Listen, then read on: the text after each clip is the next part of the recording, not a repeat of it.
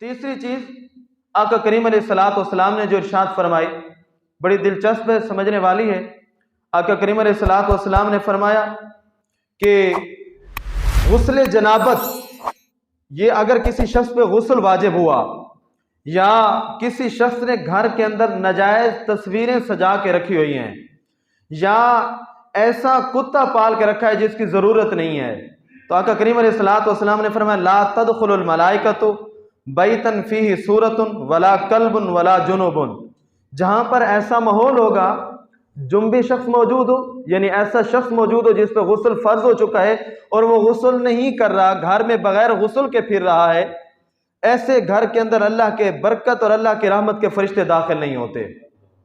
ہماری طبیعت بن چکی ہے، اللہ کی پناہ الیاذ باللہ، دیر دیر تک لوگ جناب ایسے پھرتے رہتے ہیں، بعض دفعہ تو 24 گھنٹے گزر جاتے ہیں، نماز چونکہ ہم نے پڑھنی نہیں ہے، الیاذ باللہ نماز کی طرف جانا نہیں ہے، لہٰذا جب ضرورت پڑے گی تب غسل کر لیں گے، وگرنہ غسل فرض ہو چکا ہے تو جناب ایسے کھائے بھی جائیں گے، پیے بھی جائیں گے، گھر کے اندر معاملات بھی چلتے رہیں گے، تو کہاں سے برکت آئے گی؟ کیسے برکت آئے گی؟ اور پھر اگلا اس سے بڑا افسوسناک جملہ یہ کہ بہت سارے ایسے لوگ ہیں جو غسل کرنا چاہتے ہیں لیکن ان کو شریعت کے مطابق غسل کرنا نہیں آتا، ان کا غسل ہی درست نہیں ہو رہا، نہا تو رہی ہیں، جس میں پانی تو بہا رہے ہیں لیکن شریعت کے مطابق غسل نہیں ہوا، نہانے کے باوجود ناپاک پھر رہی ہیں، تو کہاں سے برکت آئے گی؟ یہ اس حدیث کے اندر پہلا پوائنٹ نبی علیہ الصلوۃ والسلام نے جو بتایا وہ یہ ہے کہ جب گھر کے اندر ناپاک شخص ہوگا تو اس ناپاک شخص کی وجہ سے گھر کے اندر برکت نہیں آئے گی، اللہ کی رحمت کے فرشتے داخل نہیں ہوں گے، وہ مرد ہو یا عورت ہو۔ اس لیے والدین کی ذمہ داری ہے، قیامت کے دن اس کے بارے میں پوچھا جائے گا، جب اولاد جوان ہو،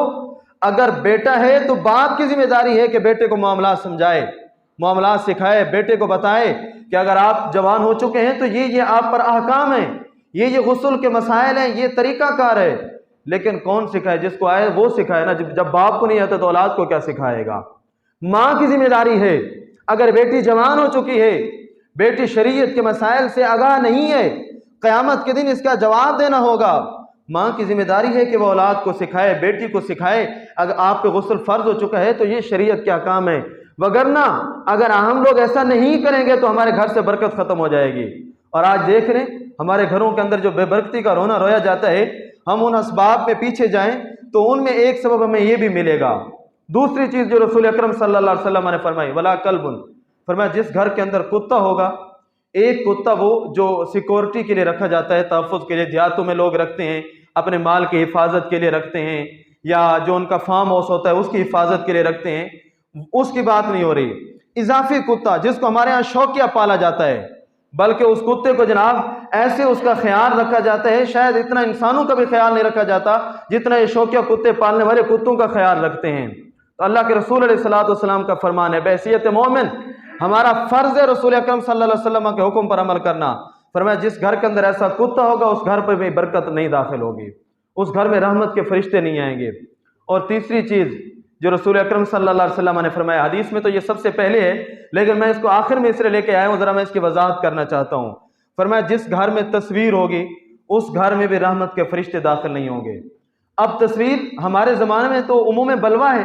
یعنی تصویر کے بغیر گزارا ہی نہیں ہے۔ آئی ڈی کارڈ کے لیے تصویر کی ضرورت ہے، ایڈمیشن کے لیے تصویر کی ضرورت ہے، عمرہ حج کرنے کے لیے تصویر کی ضرورت ہے، 100 معاملات ہیں، تصویر کی تو ضرورت ہی ضرورت ہے، ضرورت تو پڑتی رہتی ہے، اس کی ممانعت نہیں ہے، نہیں اس کے بارے میں یہ حدیث ہے، اس کی گنجائش ہے، اس کو وہ علماء نے جائز قرار دیا ہے۔ ضرورت کے لیے جو تصویر بنائی جاتی ہے اس تصویر کو رکھا جاتا ہے تو وہ تصویر ممنوع نہیں ہے، لیکن گھروں کے اندر سجا کے رکھنا، گھروں کے اندر جناب ان کو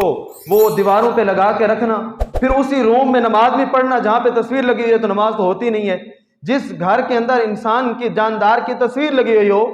وہ اس تصویر وہاں اس کمرے میں اگر نماز بھی پڑھی جاتی تو نماز بھی نہیں ہوتی۔ اور ہمارے ہاں فیشن بن چکا ہے جہاں بیٹھیں گے سب سے پہلے تصویر۔ اب تو ہم اتنے گر چکے ہیں، اللہ کی پناہ، لوگ نماز پڑھنے بھی آتے ہیں تو پہلے اپنی تصویر بناتے ہیں تاکہ میں بتاؤں لوگوں کو کہ میں مسجد میں نماز پڑھنے کے لیے گیا تھا۔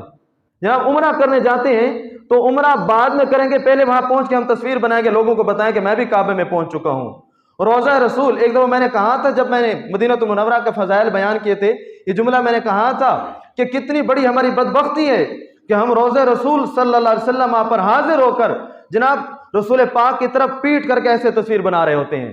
اور حضور کی طرف ہم نے پشت کی ہوتی ہے اور زمانے والوں کو ہم بتا رہے ہوتے ہیں کہ ہم جناب روضہ رسول پہ حاضر ہو چکے ہیں۔ ضرورت ہے،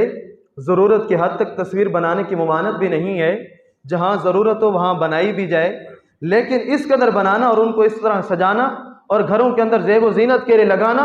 اللہ کے رسول علیہ السلام کا فرمان ذہنوں میں رہے کہ جہاں ایسا ماحول ہوگا وہاں گھر کے اندر برکت کے فرشتے داخل نہیں ہوں گے، رحمت کے فرشتے داخل نہیں ہوں گے۔